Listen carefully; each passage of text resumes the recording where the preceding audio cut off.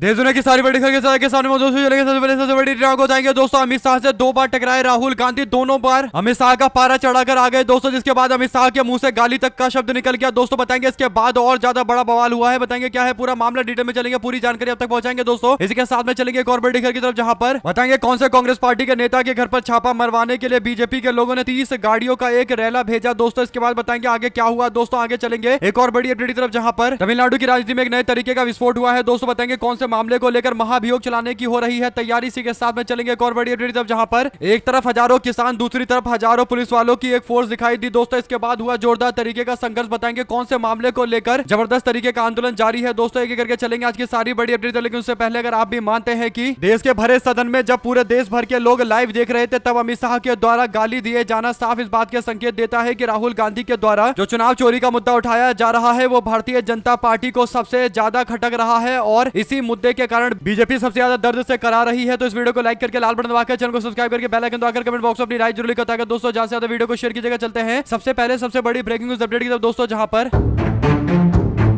दोपहर 1 बजे के आसपास प्रधानमंत्री कार्यालय के अंदर एक बैठक होती है दोस्तों। इस बैठक में नरेंद्र मोदी, अमित शाह के साथ साथ राहुल गांधी मौजूद रहते हैं। बड़े दिनों के बाद राहुल गांधी, अमित शाह और नरेंद्र मोदी एक कमरे में मौजूद थे दोस्तों। दरअसल ये बैठक चल रही थी सीआईसी और सीवीसी के नियुक्तियों को लेकर, यानी सेंट्रल इंफॉर्मेशन कमीशन के साथ साथ सेंट्रल विजिलेंस कमीशन में किन लोगों की नियुक्ति की जाएगी, इस बात पर चर्चा की गई थी दोस्तों। यानी भाजपा सरकार के अंतर्गत काम करने वाले किन अधिकारियों को सीआईसी और सीवीसी बनाया जाएगा, यानी सीआईसी और सीवीसी का मेंबर बनाया जाएगा दोस्तों। सीआईसी भारत के अंदर सबसे मजबूत संस्थान में से एक कांग्रेस पार्टी की सरकार ने बनाया था आरटीआई एक्ट के तहत दोस्तों, जिसमें सीआईसी ये तय करते हैं कि कोई भी अधिकारी अगर सरकारी आंकड़ा या फिर सरकारी जानकारी जनता को देने से मना करता है, तो क्या जो अधिकारी मना कर रहा है उसके पीछे जो कारण दिए जा रहे हैं क्या वो तर्क सही है या गलत है। यानी आरटीआई कानून के तहत अगर कोई जनता सरकार या अधिकारियों से सवाल पूछता है दोस्तों और अधिकारी जवाब देने से मना करते हैं, तो जनता सीआईसी तक जा सकती है और सीआईसी तय कर सकते हैं कि आखिर जानकारी दी जानी चाहिए नहीं दी जानी चाहिए। कुल मिलाकर दोस्तों आरटीआई कानून के लिए सीआईसी यानी सेंट्रल इंफॉर्मेशन कमीशन काफी ज्यादा जरूरी है दोस्तों। इसके चयन प्रक्रिया को लेकर राहुल गांधी, मोदी और शाह एक साथ बैठे थे। ऐसे में दोस्तों बैठक के दौरान जहां पर भाजपा सरकार के लोग अधिकारियों की एक लिस्ट बनाकर लेकर आए थे और उस लिस्ट का प्रेजेंटेशन राहुल गांधी के सामने दिया गया। राहुल गांधी को बताया गया कि किस अधिकारी का क्या बैकग्राउंड है और उसे कौन से पोस्ट पर नियुक्त करने को लेकर चर्चा चल रही है। ऐसे में दोस्तों तकरीबन 82 मिनट तक ये बैठक चलती रही और जिन जिन अधिकारियों की नियुक्ति को लेकर सरकार नाम आगे कर रही थी, राहुल गांधी उनके बारे में एक एक जानकारी इकट्ठा कर रहे थे दोस्तों। इसीलिए इतनी लंबी बैठक चली, जहां पर एक के बाद एक प्रेजेंटेशन राहुल गांधी को दिखाया जाता और बाद में राहुल गांधी की ओर से जिन अधिकारियों का नाम आगे किया जा रहा है सीआईसी और सीवीसी में नियुक्तियों को लेकर राहुल गांधी ने बैठक के दौरान अपना विरोध जता दिया दोस्तों। आपको बता दें कि 3 जने इस बैठक में थे, मोदी, शाह और राहुल गांधी, और तीनों को वोट डालना था। तो 2 वोट पहले से भाजपा सरकार के पास है दोस्तों, यानी मोदी और शाह का वोट तो पहले ही सरकार के साथ में है, तो सरकार की ही मनमर्जी चलती दोस्तों। लेकिन राहुल गांधी इसके बावजूद बैठक में गए और बैठक में जाकर राहुल गांधी ने एक बड़ा सा असहमति का पत्र दे दिया दोस्तों। यानी वहां पर राहुल गांधी कारण लिखकर आए कि किन अधिकारियों की नियुक्तियों को वो गलत मानते हैं और जो सरकार नाम आगे कर रही है उनमें क्या क्या गलतियां हैं। कुल मिलाकर राहुल गांधी ने अपना असहमति जताते हुए एक बड़ा सा नोट लिखकर बीजेपी सरकार के लोगों को थमा दिया दोस्तों। राहुल गांधी वहां से चले आए, जिसके कारण बीजेपी के लोग इस तरीके की बेइज्जती को बर्दाश्त नहीं कर पा रहे थे दोस्तों। इसके बाद होता है दूसरा बड़ा मुकाबला, जहां पर संसद भवन के अंदर खासकर लोकसभा के अंदर चुनावी सुधार को लेकर चर्चा शुरू होती है दोस्तों। यहां से अमित शाह और दूसरी ओर से राहुल गांधी खड़े होते हैं बहस करने के लिए। राहुल गांधी ने हरियाणा चुनाव में वोटर लिस्ट में अनियमितताओं का आरोप लगाया दोस्तों। लोकसभा में चुनाव के सुधार पर चर्चा के दौरान अमित शाह ने कहा कि एसआईआर चुनाव आयोग का तकनीकी काम है वोटर लिस्ट को शुद्ध करने का, इसमें कोई सरकारी हस्तक्षेप नहीं है। राहुल गांधी ने भाषण के बीच में टोकते हुए पहले अमित शाह को बोला कि मैं आपको खुली चुनौती देता हूं कि मैंने 3 प्रेस कॉन्फ्रेंस की है, तीनों प्रेस कॉन्फ्रेंस में से किसी भी प्रेस कॉन्फ्रेंस पर या तीनों प्रेस कॉन्फ्रेंस पर आप अभी बहस करिए, मैं आपको चैलेंज करता हूं, चुनौती देता हूं कि इस पर बहस करके दिखाइए। इतना ज्यादा बार बार राहुल गांधी चैलेंज बोल रहे थे दोस्तों, चुनौती बोल रहे थे, कह रहे थे कि ओपन चैलेंज में अमित शाह आपको देता हूं। सामने से राहुल गांधी बोल रहे थे दोस्तों, जिसके कारण अमित शाह बार बार सवाल को टालने की कोशिश कर रहे थे। लेकिन अमित शाह को पता चल गया कि कैमरे पर सारी बातें जा रही है कि राहुल गांधी चुनौती दे रहे हैं और अमित शाह के मुंह से एक शब्द नहीं निकल रहा दोस्तों। बार बार राहुल गांधी की चुनौती के बाद अमित शाह अचानक से झल्ला जाते हैं और कहते हैं कि आप तय नहीं करेंगे कि मैं कब बोलूंगा कब नहीं बोलूंगा, मेरे बोलने का क्रम क्या होगा, मैं कब जवाब दूंगा, ये आप तय नहीं करोगे। यानी अचानक से झल्लाते हुए अमित शाह इस बात को बोलते हैं, जिससे साफ तौर पर समझ में आ रहा है कि राहुल गांधी ने जो चुनौती दी उसे स्वीकार नहीं कर पा रहे हैं अमित शाह दोस्तों। अगर आप भी मानते हैं कि अमित शाह की बौखलाहट ये बताती है कि कहीं ना कहीं अमित शाह को राहुल गांधी ने सही ऐसा झटका दिया कि अमित शाह पूरी तरीके से बौखला गए। एक तो उनका टोन ऊपर बढ़ गया दोस्तों, और इसके बाद तो और ज्यादा हद हो गई जब अमित शाह भाषण देते देते बीच में कहते हैं कि मैं भी थोड़ा ज्यादा सोचता हूं, मैंने सोचा कि ये साला चुनाव आयोग कहता है कि कुछ नहीं हो रहा है, कुछ नहीं हो रहा है, यानी दोस्तों साला शब्द का इस्तेमाल कर रहे हैं। है बीच भाषण में अमित शाह, और ये जिस भाषा का इस्तेमाल, जिस शब्द का इस्तेमाल वो बयान के दौरान कर रहे हैं दोस्तों, और चुनाव आयोग को लेकर भी इस शब्द का इस्तेमाल कर रहे हैं, ये साफ तौर पर एक अपशब्द है और कहीं ना कहीं राहुल गांधी से बहस में हारने के बाद अमित शाह की बौखलाहट का कारण है। दोस्तों आपको बता दें कि अमित शाह ने जिस शब्द का इस्तेमाल किया राहुल गांधी ने इसी पर अमित शाह पर निशाना साधते हुए कहा कि अमित शाह का संसद में साला शब्द का इस्तेमाल वोट चोरी को लेकर उनकी घबराहट और बेईमानी को बेनकाब करता है। आप लोग क्या कहना चाहते हैं दोस्तों अमित शाह के द्वारा इस अपशब्द का इस्तेमाल किए जाने को लेकर? चलते हैं एक और बिग न्यूज अपडेट की तरफ, जहां पर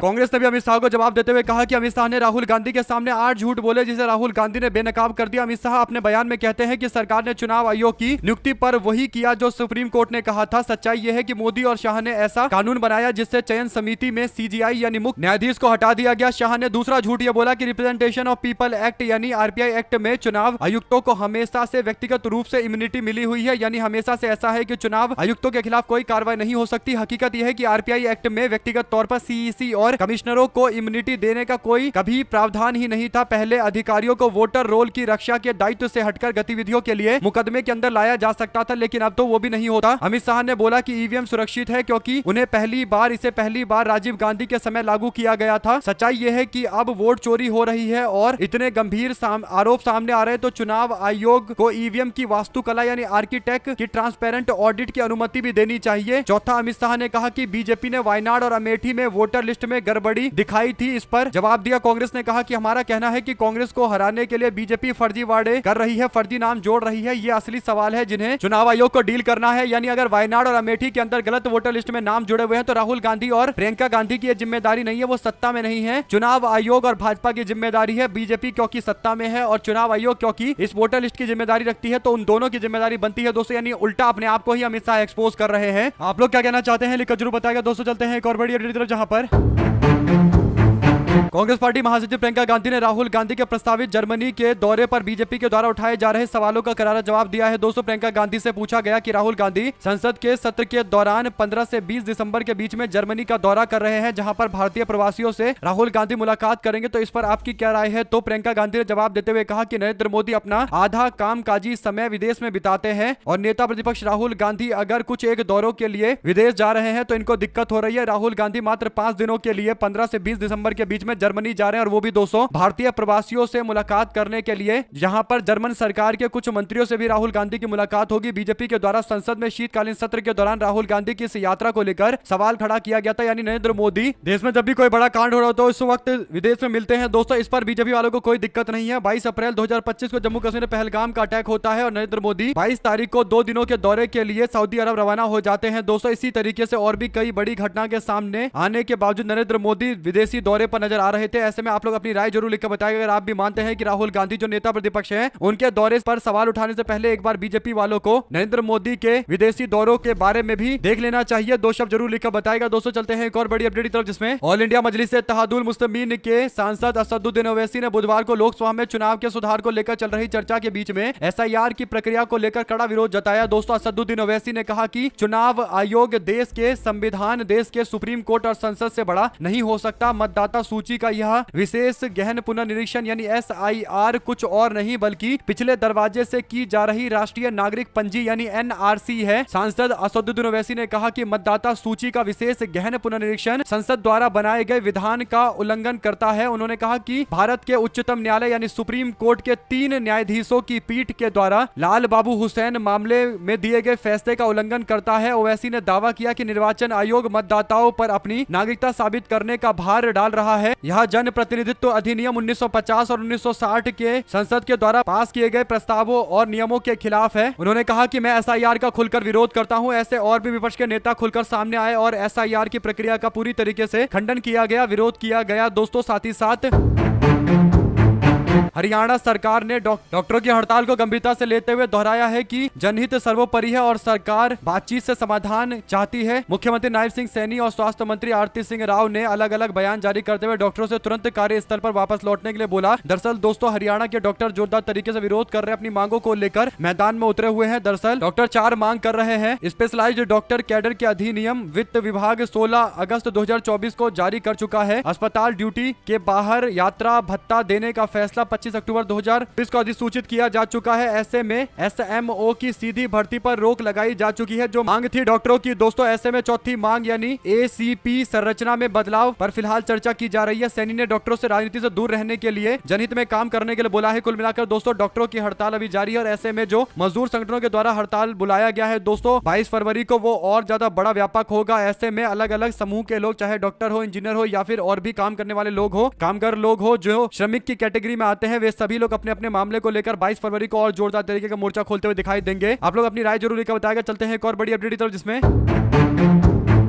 चालन संकट से गुजर रही इंडिगो के चेयरमैन विक्रम सिंह मेहता ने बुधवार को एयरलाइंस का निदेशक मंडल हाल में हुए उड़ान व्यवधानों के हर पहलू की जांच करेगा, ये जानकारी दी है। दोस्तों मेहता ने एक वीडियो संदेश देते हुए निदेशक मंडल के प्रबंधन के साथ में काम करने और व्यवधानों को मूल कारणों का पता करने के साथ साथ बाहरी तकनीकी विशेषज्ञों को शामिल करने की बात कही है। दरअसल दोस्तों इंडिगो के CEO मंत्री से बात करने के लिए बीते दिन गए थे, उसके बाद अब चेयरमैन ने माफी मांगी है और कहा है कि निदेशक मंडल उड़ान व्यवधानों के हर पहलू की जांच करेगा। क्या आपको लगता है दोस्तों कि ये जांच की जो बातें चलती रहती है, क्या इससे उन लोगों को न्याय मिल पाएगा जिनकी शादियां छूट गई, जिन लोगों ने फ्लाइट के टिकट ले रखे थे ताकि वो बड़े बड़े ओकेजन पर जाए, लोगों से मुलाकात करे, कुछ लोग अपने बच्चों से मुलाकात करने के लिए जाने वाले थे और लोगों के इमोशनल कई सारे मूवमेंट थे दोस्तों जो इस इंडिगो के क्राइसिस के कारण बर्बाद हो गए, जिसकी भरपाई कौन करेगा, हर्जाना कौन देगा, इनके इमोशन की इसकी कोई गारंटी नहीं दे रहा है। कुल मिलाकर दोस्तों अगर आप भी मानते हैं कि इंडिगो वालों ने जितना डैमेज किया है उसकी भरपाई दूर दूर तक नहीं हो पाएगी, अब माफी मांगना केवल एक फॉर्मेलिटी मात्र बची है। अगर आप भी मानते हैं कि ये सारी चीजें जानबूझकर की गई है और इस पर जांच में जो भी रिपोर्ट आए, लेकिन सबको पता है कि सरकार के द्वारा जो गाइडलाइंस जारी किया गया था उसके बाद से ही कंपनी नाराज चल रही थी और कहीं ना कहीं कंपनी के अंदर से भी ऐसी आवाजें उठ रही है कि जानबूझकर कंपनी ने इस तरीके से इंडिगो के फ्लाइट को चलाने में व्यवधान डालने की कोशिश की। दो शब्द जरूर लिखकर बताएगा दोस्तों, अलग अलग तरीके की चर्चाएं चल रही है। जो भी जानकारी इससे जुड़ी आगे आती रहेगी आप लगातार पहुंचाते रहेंगे। चलते हैं एक और बड़ी खबर की तरफ, जहां पर पूर्व IPS अधिकारी अमिताभ ठाकुर को बुधवार को लखनऊ पुलिस ने देवरिया कोतवाली में लाकर 2 घंटे पूछताछ की है। दोस्तों कोतवाली परिसर में सुबह से ही पूरी तरीके से परिसर को छावनी में तब्दील कर दिया गया था। बाहरी लोगों, पत्रकारों और फरियाद करने वाले लोगों का प्रवेश पूरी तरीके से प्रतिबंधित कर दिया गया था। कई बार प्रयास के बावजूद पुलिस अधिकारियों ने पूछताछ और गिरफ्तारी से जुड़े सवालों पर कोई जानकारी नहीं दी। सूत्रों के अनुसार 1999 में देवरिया के SP रहते हुए अमिताभ ठाकुर ने कथित रूप से पद का दुरुपयोग करते हुए, पोस्ट का दुरुपयोग करते हुए उसी वर्ष औद्योगिक क्षेत्र में अपनी पत्नी नूतन ठाकुर के नाम पर एक प्लॉट खरीदा था। खरीद के दौरान नूतन ठाकुर का नाम नूतन देवी और अमिताभ ठाकुर का नाम अमिताभ ठाकुर दर्ज किया गया, जबकि दस्तावेज में दिया गया पता बिहार के सीतामढ़ी जिले के खैरा का बताया गया। कुल मिलाकर दोस्तों 3 महीने पहले 1999 के मामले को लेकर FIR दर्ज की जाती है, जो जानकारी उसके बाद अब ये कार्रवाई हुई है। और सोचिए कि चलती ट्रेन से हिरासत में लिया गया है, तो इससे पता चल रहा है कि अमिताभ ठाकुर ने कितना बीजेपी की उत्तर प्रदेश सरकार के नाक में दम कर दिया था कि उनको इस तरीके से हिरासत में लेना पड़ा है। दोस्तों सबको पता है कि ये जो गिरफ्तारी है ये नॉर्मल तरीके से नहीं हुई, बल्कि कुछ लोगों को खटक रहे हैं अमिताभ ठाकुर। और एक अमिताभ ठाकुर ऐसे पूर्व IPS अधिकारी है दोस्तों जो हमेशा से सरकारों से टकराते रहे हैं, PIL दाखिल करते हैं और भ्रष्टाचार के खिलाफ लड़ाई लड़ते हैं, लेकिन कुछ लोगों को अमिताभ ठाकुर पसंद नहीं आता और अभी हाल फिलहाल में भी उन्होंने भ्रष्टाचार को लेकर कई सारे बड़े दावे किए थे। 2 शब्द जरूर लिखकर बताएगा अगर आप भी मानते हैं कि यह संयोग नहीं बल्कि ये किया जा रहा प्रयोग है, तो अपनी राय जरूर लिखकर बताएगा। दोस्तों चलते हैं एक और बड़ी अपडेट की तरफ, जहां पर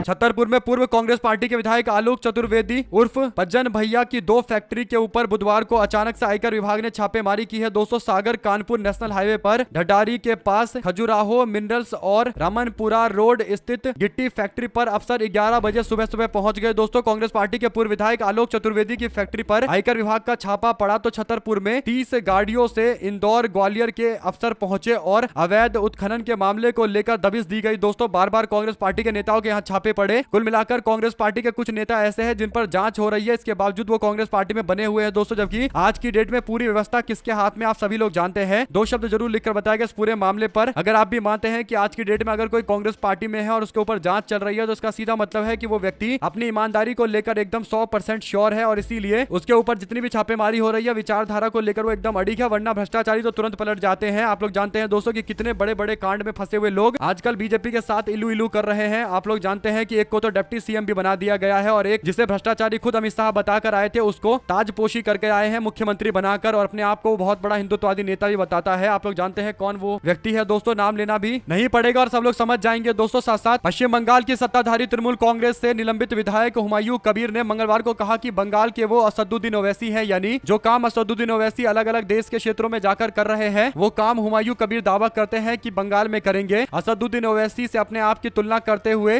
हुमायूं हुमायूं कबीर ने एआईएमआईएम के चीफ असदुद्दीन ओवैसी के साथ अपने करीबी संबंधों का बख्यान करते हुए मजाकिया अंदाज में कहा कि मैंने उनसे बात की, उन्होंने मुझसे कहा कि वे हैदराबाद के ओवैसी हैं और मैं बंगाल का ओवैसी हूं। हुमायूं ने मीडिया से बात करते हुए कहा कि 2026 के विधानसभा चुनाव में मैं किंग मेकर बनकर उभरूंगा, मेरे समर्थन के बिना कोई पार्टी सरकार नहीं बना पाएगी। हुमायूं ने दावा किया कि 2026 में न तो तृणमूल कांग्रेस न भारतीय जनता पार्टी अपने दम पर पूर्ण बहुमत का आंकड़ा छू पाएगी। हुमायूं ने 6 दिसंबर को बंगाल के मुर्शिदाबाद जिले में बाबरी मस्जिद के मॉडल पर एक मस्जिद की नींव रखने का दावा किया था दोस्तों, जिसके बाद काफी हंगामा हुआ था। बाद में मामला कोर्ट भी पहुंचा। हालांकि दोस्तों एक बात तय है कि हुमायूं कबीर एक ऐसे नेता है जो मुर्शिदाबाद का चुनाव 2019 में बीजेपी के टिकट पर लड़े थे, तो उनकी छवि अपने क्षेत्र के अंदर इस तरीके की है कि वो भाजपा के कारण ऐसी राजनीति कर रहे हैं ताकि टीएमसी के वोट मुस्लिम वोट डिवाइड हो जाए और फायदा बीजेपी को मिल जाए। इससे पहले भी ऐसे प्रयास किए जा चुके हैं पश्चिम बंगाल में आईएसएफ पार्टी बनाकर, लेकिन इस बार क्या होगा ये एक देखने वाली बात है कि असदुद्दीन ओवैसी हुमायूं कबीर का समर्थन करेंगे। अगर समर्थन करते हैं तो फिर पश्चिम बंगाल में क्या समीकरण बनेगा ये भी एक बड़ी बात रहेगी। जो भी जानकारी इससे जुड़ी आती रहेगी आप लगातार अपडेट पहुंचाते रहेंगे। चलते हैं एक और बड़ी खबर की तरफ दोस्तों, जिसमें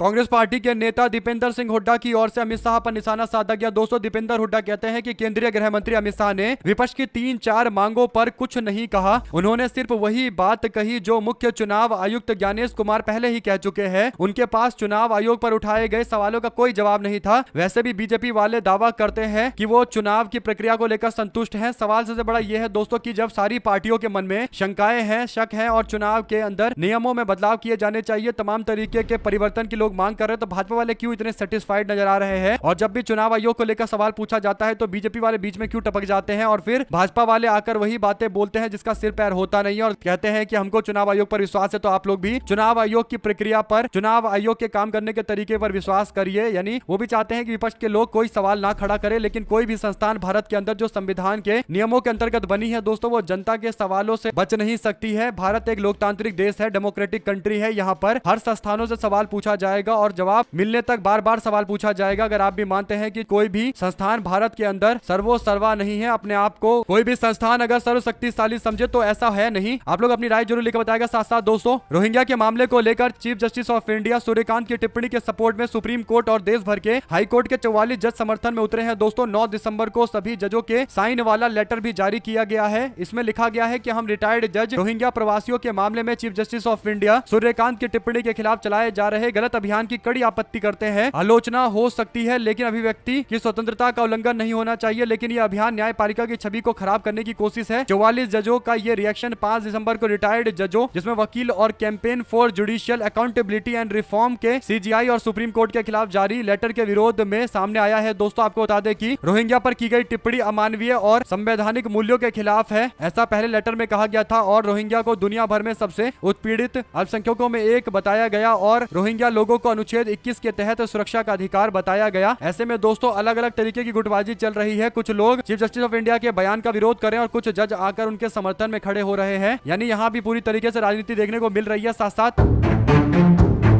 चुनाव आयोग ने बुधवार को कहा कि जिन राजनीतिक दलों ने बूथ स्तर एजेंट नियुक्त किए हैं उन्हें ड्राफ्ट वोटर लिस्ट प्रकाशित होने से पहले मृत, स्थानांतरित और अनुपस्थित वोटर की लिस्ट दी जाएगी। यह व्यवस्था उन 12 राज्यों और केंद्र शासित प्रदेशों के लिए है जहां पर इंटेंसिव रिवीजन चल रहा है, SIR चल रहा है। 9 राज्यों और 3 केंद्र शासित प्रदेश में ड्राफ्ट वोटर्स लिस्ट 16 दिसंबर को प्रकाशित की जाएगी। बिहार में भी अपनाई गई थी प्रोसेस। चुनाव आयोग ने कहा कि 12 राज्यों और केंद्र शासित प्रदेश और निर्वाचन अधिकारियों यानी CEO को निर्देशित किया गया है कि वे बूथ स्तर पर उपस्थित स्थानांतरित, मृत या डुप्लीकेट वोटर्स की सूची बूथ स्तर एजेंटों यानी BLA के साथ साझा करें। ये वे मतदाता हैं जो बूथ स्तर अधिकारियों यानी BLO के 3 बार कोशिश के बावजूद संपर्क नहीं हो सका। इसी ने बताया कि बिहार में SIR के दौरान भी इस तरीके की प्रक्रिया अपनाई गई। अब दोस्तों सबसे बड़ा सवाल तो यही है कि SIR के जो लिस्ट फाइनल ड्राफ्ट जारी किया जाएगा उसमें कितने नाम काटे जाएंगे और जिन लोगों के नाम काटे जाएंगे उनको कितना टाइम दिया जाएगा नाम जुड़वाने के लिए, और नाम जुड़वाने के लिए जो प्रक्रिया अपनाई जाएगी क्या वो प्रक्रिया आसान बनाई जाएगी या फिर पहले की तरह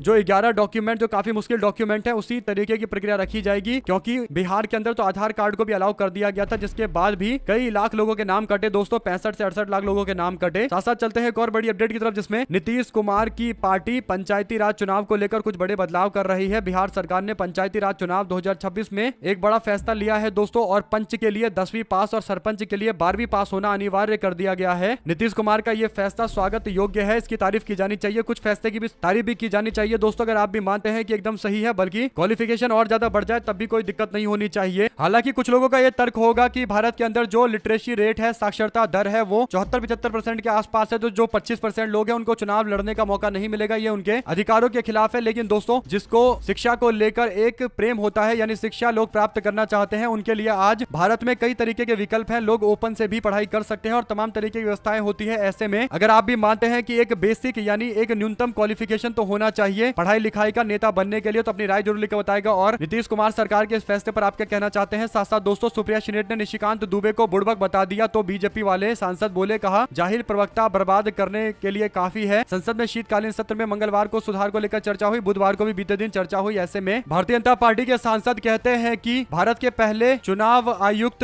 यानी चुनाव कमिश्नर सुकुमार सेन जब रिटायर्ड हुए तो उनको कांग्रेस पार्टी ने सूडान का राज्यपाल बना दिया। इस पर सुप्रिया श्रीनेट ने कहा कि डिग्री दुबे यानी जिसकी फर्जी डिग्री है, फेक डिग्री की तरह संसद में फेक वक्ता भी बन रहे हो, वक्तव्य भी दे रहे हो, और देश के पहले चुनाव कमिश्नर सुकुमार सेन के रिटायर्ड होने पर कांग्रेस पार्टी ने उन्हें सूडान का राज्यपाल नहीं बनाया। उन्हें सूडान ने 1953 में अपने पहले चुनाव कराने के लिए बुलाया था। बुड़बक, अंतर तो बूझते हो न, यानी तुम्हें अंतर भी नहीं पता। कुल मिलाकर दोस्तों, ज्ञान पता नहीं कहां से बीजेपी के लोग लेकर आते हैं, ज्ञान तो नहीं है, लेकिन ये व्हाट्सएप यूनिवर्सिटी का कूड़ा कवाड़ा है जो उठाकर ले आते हैं और ज्ञान के नाम पर संसद के अंदर पड़ोस देते हैं। दोस्तों, अगर आप भी मानते हैं कि संसद भवन के अंदर फैक्ट चेक की एक मशीन होनी चाहिए जो फैक्ट चेक करे कि बातें सही है या गलत है, उसके आधार पर रिजेक्ट भी होना चाहिए, ऐसे नेता का बयान। हमारे साथ लगातार जो दोस्तों का बहुत बहुत धन्यवाद। देख रहे थे आपको चैनल जय हिंद, जय भारत। ज्यादा वीडियो को शेयर कीजिए दोस्तों, बहुत बहुत धन्यवाद।